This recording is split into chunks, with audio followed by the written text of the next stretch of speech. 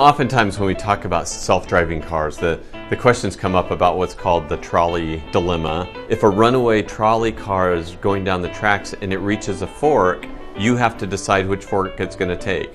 One fork has 5 people that are tied to the tracks. The other fork only has 1 person tied to the tracks, but that person is your daughter. And that's evolved now as we think about self-driving cars. Gee, if my self-driving car is coming up to a crosswalk and an old lady and a little girl both step into the crosswalk at the same time, which one are you going to hit?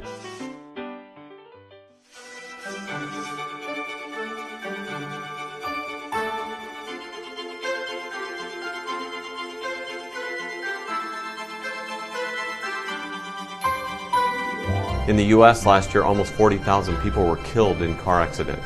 Globally, about 1.3 million people. We can see today that this technology can be much safer than human drivers, and that's what motivates us and fuels us. We want to get these cars on the road and save people's lives. To describe some mathematical models, it's called responsible sensitive safety, and those models will define a set of parameters that would dictate how a car would behave. In other words, these models would not allow the driving policy software to issue a command that would cause this car to create an accident.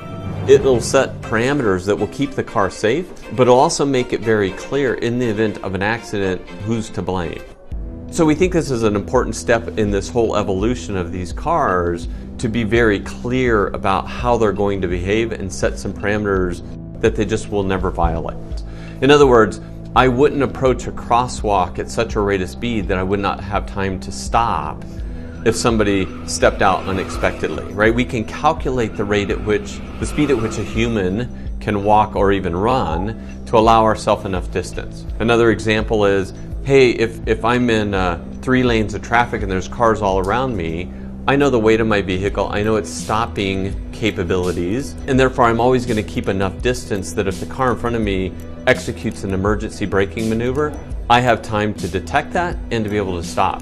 And so I think this kind of approach that we've now published and we've proposed out into the industry helps eliminate a lot of those dilemmas, because we've now created enough space in terms of the behavior of the vehicle that avoids having to make that kind of a choice.